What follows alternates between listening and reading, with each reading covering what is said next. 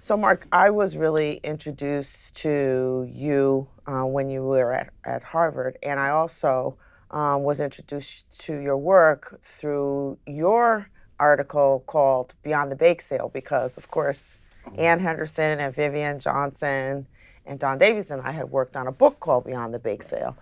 So, could you talk a little bit about that project? Sure.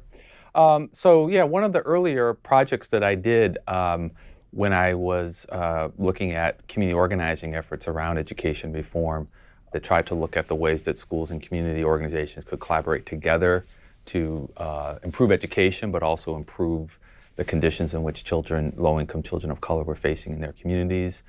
And as part of that, we wanted to look at how were families being engaged as part of that process. What we found is that when they were provided with an opportunity, they really stepped forward to become involved, not just around their own child's education, but more collectively around the education of children in schools. And that really what was happening in these schools that was different than in many other schools is that the educators and parents were building relationships with each other. So the teacher-to-parent relationships, but also parent-to-parent relationships. So it wasn't really about activities, it wasn't really about inviting a parent to do something, but it was really about trying to build closer collaborative or partnerships with families where people would appreciate what everybody brought to that table.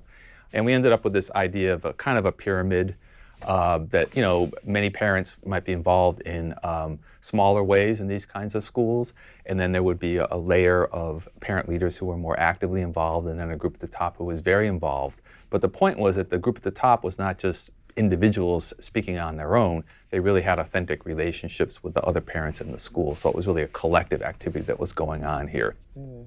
And so, what would you say you learned from that study that you think is really important for school leaders to know about relationships with families? So what would your sort of advice be to particularly principals based on that research? I think the first point has just got to be to really challenge the notion that parents don't care, particularly in our low-income communities and our communities of color, that, you know, if you call a meeting and a few people show up, it's not because people don't care, it's because they don't feel connected to the school. They don't have those relationships. And, you know, I'm a sociologist, as you know, and there is 50 or 60 years of scholarship that shows that the number one reason that people attend any kind of event or activity of any sort is because someone they know asked them to go. And absent those relationships, if it's not someone you know, if you just get a flyer in the mail or a phone call, you know, you're not that likely to go.